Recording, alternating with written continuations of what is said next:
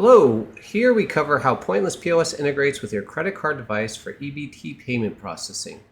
We're going to both process the payment and restrict the items being paid for. By assigning what items can be used with the EBT system, we limit the errors, fraud, and misuse of the EBT system. So first off, we'll go ahead and check the balance of our EBT card. So we go to the payment section, we hit the EBT balance button, and we're prompted on the device, the credit card machine, to swipe. So I'm going to swipe. I'm getting prompted to input a PIN.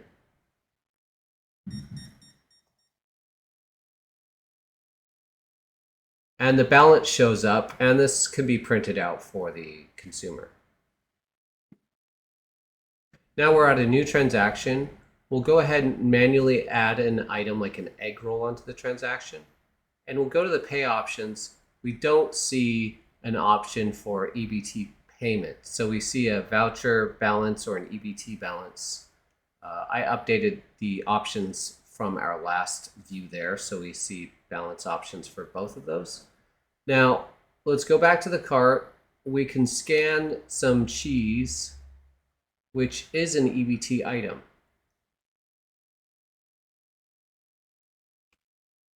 So now we've added American cheese, and we'll go to pay options, and we can see that we can pay off that cheese, which is $8.49. So if we go back to edit cart, we see $8.49.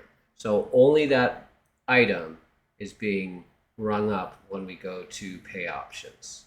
Let's go ahead and hit EBT voucher. We can swipe the card. The payment will complete. We'll see that payment down in the lower left, and it will have printed. If we need to reprint, we can do so. The remaining amount of the order can be paid off in any way that you see fit. Now, the same process applies to the EBT cash. And for refunds and returns, you would do the same process you would with a credit card sale. Instead of going through that, we're now going to switch over to our catalog. Here at the catalog, as you should know, their behavior is determined by the type. If we look at something that we already have in our list here, we see that this is a retail taxable item, and the tax is applied based off of the fact that it has a taxable setting.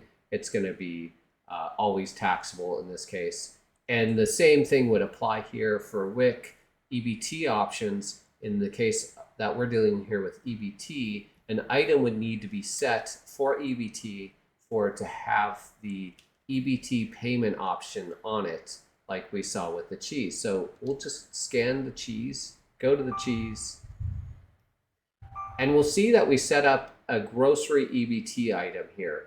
That really helps us in our list here because we might have other grocery items, or we might have other items that have different behaviors that we want to separate from our EBT. The reason we have it named this way is to show that you may have two types, one which allows EBT and the other which doesn't, yet they're the same in every other respect. In that case, it's more important that you understand types, and that's separate from this video. So that being said, you should know about types if you're this deep into the system. Finally, we're going to go over to settings and then payment methods.